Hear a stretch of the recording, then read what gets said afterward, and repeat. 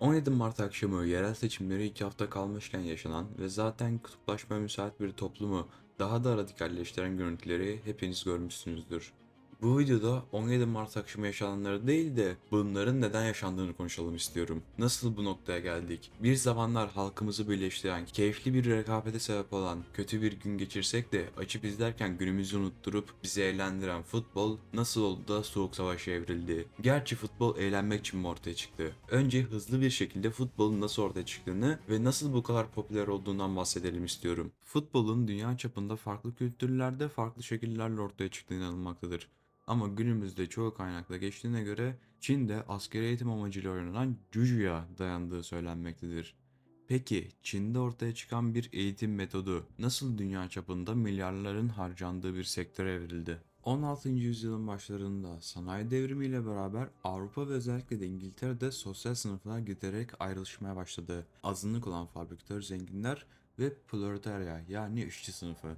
Başta pek bir sorun yoktu. Zenginler makul ücretler karşılığı işçilerini istedikleri gibi ezerek köle olarak kullanabiliyordu. Ama zamanla bu değişti. Sosyalist akımlar ortaya çıkmaya başladı. İşçiler kendilerini yapılan bu insanlık dışı muameleye dur demek için öğle aralarında protestolar düzenleyerek fabrikalarının verimini düşünüyordu. Manchester'da ise bu soruna bir çözüm bulunmuştu. Düz bir zemin, 4 direk ve bir top. Gün geçtikçe protesto eden insanların sayısı azalırken sağ kenarında tuttuğu takıma tezahürat yapan kişi sayısı artıyordu. Eskiden seçkinler arasında popüler olan bu spor halka inmişti. İşçiler haklarını aramasın, dikkatleri dağılsın diye zenginler tarafından mı bu plan yapıldı, yoksa zaten mutsuz olan işçiler en azından biraz da olsa gün içinde eğlenebilmek için mi bu tercih yaptılar, size kalmış. Ama futbolun küçük işçi gruplarından daha profesyonel hale gelmesindeki ilk etken 1860'larda başlayan tekelci biçimde örgütlenen sermayenin beraberinde getirdiği teknolojiyle birlikte emek üretkenliğini ve dolayısıyla kitlesel boş zamanı arttırmasıdır. İkinci etki 1871 bunalımıdır.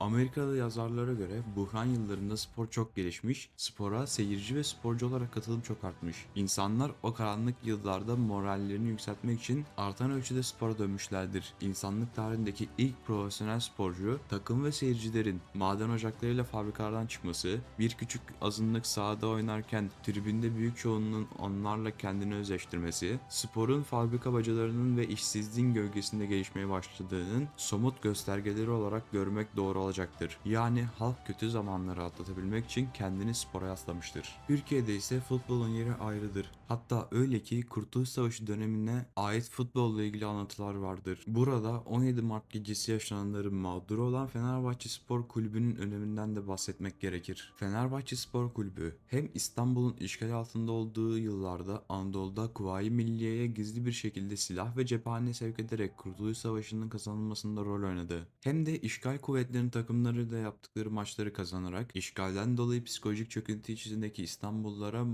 moral aşıladı. Bu şekilde Kuvayi Milliye ruhunun sembolü oldu. İşgal kuvvetlerinin komutanlığını yapan İngiltere'nin karma takımıyla 29 Haziran 1923'te oynadığı General Harrington Kupası maçını kazanmasıyla o moral en yüksek seviyeye ulaştı. O maç ayrıca barış görüşmelerinin sürdüğü Lozan'daki Türk heyetine de moral verdi. Merak edenler olacaktır, bu kupa hala Fenerbahçe'nin müzesinde. Çünkü kazanan Fenerbahçe oldu. Ayrıca merak edenler Zaferin Rengi filmini de izleyebilir. Daha sonraları da futbol Türk halkı için önemini korumaya devam etti. Yerli takımlarımız arasında oynanırken tatlı bir rekabet havası verirken milli takım maçlarında tüm ülkeyi tek yürek hale getirdi. Ama yıllar sonra durum değişmeye başladı. 15 Temmuz 2016'da darbe yapan vatansız köpeklerin Türk futboluna da sızmaya çalıştıklarıyla ilgili iddialar patlak verdi. Bu köpeklerin hangi takıma sızamadıkları ve o takımın başına neler geldiği gözler önünde. Ama şu an bunu konuşmak, videoyu izleyen farklı takımlara gönül vermiş kişilerin dikkatini dağıtarak şu ana kadar anlattığımız her şeyi önemsiz kılacağı için gerek yok. Peki,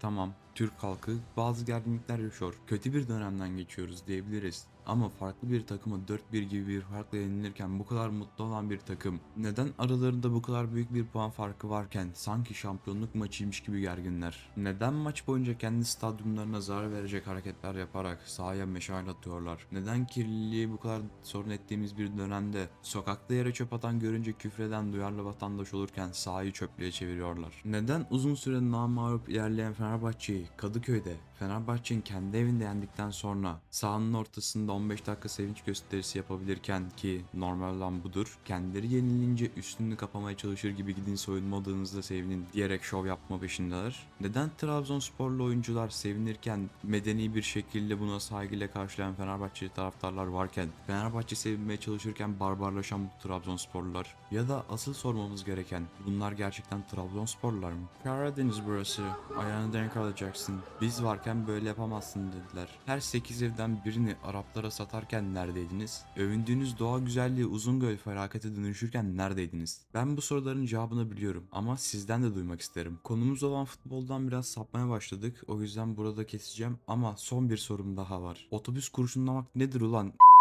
Herifler. Zaten son zamanlarda yaşadığımız onca olayın üzerine bir de halkın zor günleri atlatmak, çok temel bir şeyi, beyindeki dopamin seviyesini arttırmak için yapılan bu sporu zehire çeviriyorsunuz. Futbolu yalnızca eğlenmek, kafa dağıtmak için izleyen kardeşim, bunu uzun süre daha yapabilmek istiyorsan artık bir şeyleri değiştirmen gerek. Fanatik olan kardeşim, sana da kötü bir haberim var. Dünkü maç gösterdi ki sezon sonu kimin sevineceğine zaten karar verilmiş. Önemli olan senin hangi takımda olduğun.